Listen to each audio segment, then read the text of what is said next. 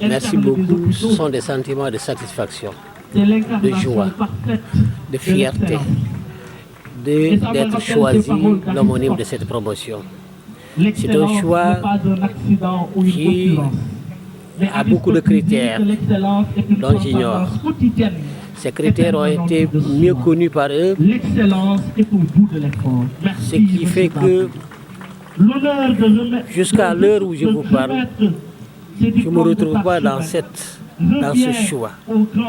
Mais je reconnais une seule chose, ce sont mes compétences, c'est ma disponibilité, c'est l'approche que j'ai dans l'enseignement avec ces étudiants, mais c'est également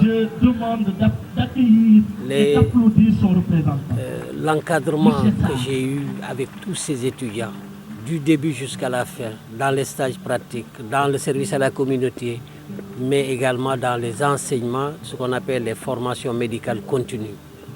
Nous nous sommes tellement investis et ces étudiants, dans leur formation, ne cherchaient que cet aspect, un homme qui doit les écouter, un homme qui doit les approcher. Et c'est en cela que je suis là. C'est vraiment des sentiments de satisfaction, de fierté que je ressens aujourd'hui. Je suis très, très ému. Si vous avez un conseil à donner à ces jeunes qui sont... Si j'ai un conseil à donner à tous ces étudiants, c'est 3 conseils. 3 grands groupes de conseils. Le premier, c'est de leur demander tout simplement de rester très positif. Rester positif, quand je le dis, c'est d'abord, à la fin de la formation, c'est de garder leur modestie, de garder leur humilité, de se rapprocher davantage de la communauté. On est médecin et reconnu apte et compétent quand on est proche de la communauté, quand on est reconnu par la communauté. On est proche de la communauté, on sert ou en tout cas on dispense des soins de qualité à la hauteur de ses compétences à la communauté. C'est cela qu'on cherche. Et au-delà, c'est la rigueur, la compétence, l'engagement, le courage qu'on doit avoir.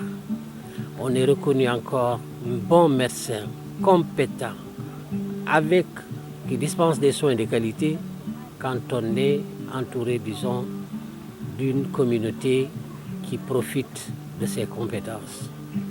Le deuxième conseil, c'est que ces médecins doivent poursuivre leurs études professionnelles. Et en cela, ils doivent réussir sur le plan professionnel et ils doivent également réussir au professionnalisme, en tout cas social. C'est en cela que je les aide. Et je leur dis, il faut qu'ils acceptent de braver tous les risques professionnels. La médecine n'appartient qu'à ceux qui apprennent et qui continuent d'apprendre. La médecine n'appartient qu'à ceux qui acceptent les risques. Et les risques peuvent les amener jusqu'au sommet, disons, de leur projet.